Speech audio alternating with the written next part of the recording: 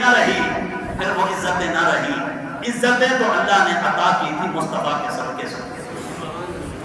عشق مصطفیٰ کے صدقے سے اللہ نے عزتیں عطا کی تھی.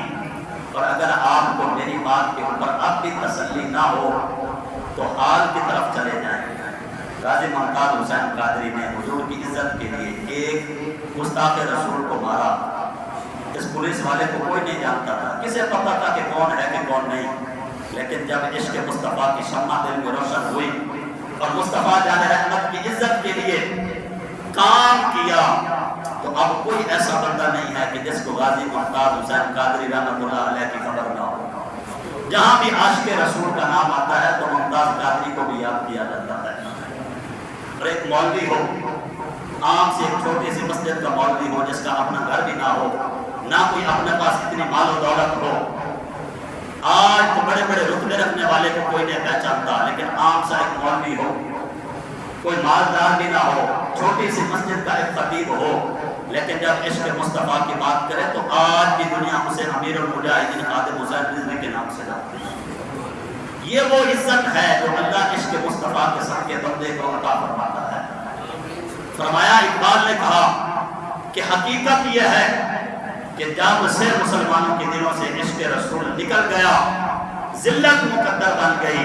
اور اب یہ جتنی بھی کوششیں کر رہے ہیں, جتنی بھی ٹیکنالوجی استعمال کر رہے ہیں, جو کچھ بھی کرنا چاہتے ہیں یہ کر رہے ہیں. بڑے بڑے وزیر اور مشیر پر بلا کر بڑے بڑے مشورے کر رہے ہیں. ذلت کے گڑھے سے یہ نہیں نکل سکتے.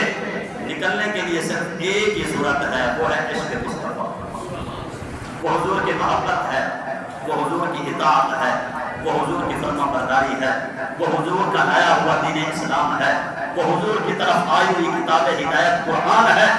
اگر ان کے اوپر عمل کیا جائے گا تو یہی لوگ ہیں کہ جنہیں اللہ پھر عزت عطا فرماتے ہیں. اللہ تبارک و تعالی تو شاعر مشرق نے افغانستان کے اس لبرل بادشاہ جس کا نام امیر امان اللہ تھا, وہ بڑی بڑی خیالی باتیں کرتا تھا, جس طرح کہ آج کل لوگ بڑی بڑی خیالی باتیں کرتے ہیں. کہتے ہیں کہ فلاں جو ہے وہ بڑا جو ہے وہ مشہور و معروف ہے, اس نے فلاں کام کیا فلاں کام کیا. سنے میرے حبیب پاک صلی اللہ علیہ وآلہ وسلم کا فرمان, فرمایا کہ ایک بندہ ہو, جس طرح آج ہماری صورت ہے نا کہ فلاں جو ہے وہ بڑا اچھا ہے, بس مولوی اس سے چڑھتے ہیں تو اس کا نام لے دیتے ہیں.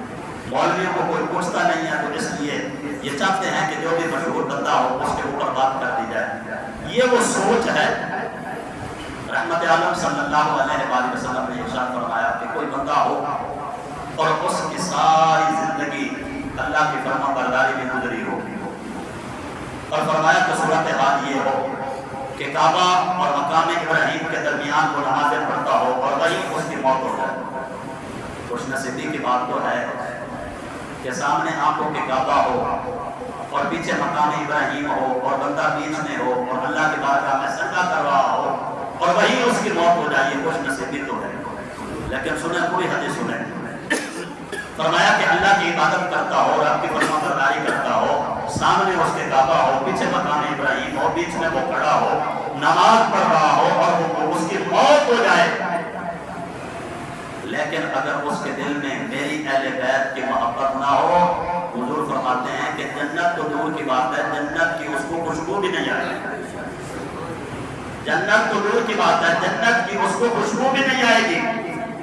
اور حضور کی اہل بیت کے ساتھ جو ہے وہ بغض رکھا جائے, اور یزید کو رضی اللہ عنہ کہا جائے, رحمۃ اللہ علیہ کہا جائے, امیر المومنین کہا جائے, اور طرح طرح کے اس طرح مسلمانوں کے دلوں میں وسوسے ڈالے جائیں کہ ان کے ایمان کی عمارت کو جھنجھوڑ کے رکھ دیا جائے, اور پھر بندہ کہے کہ یہ جی بڑا مفکر ہے, بڑا مفسر ہے, بڑا یہ سب کچھ ہے. وہ ہو سکتا ہے لیکن وہ عاشق رسول نہیں ہو سکتا. نجات کا سبب جو ہے وہ اصحاب محمد اور اہل بیت محمد کی محبت کے اوپر ہے.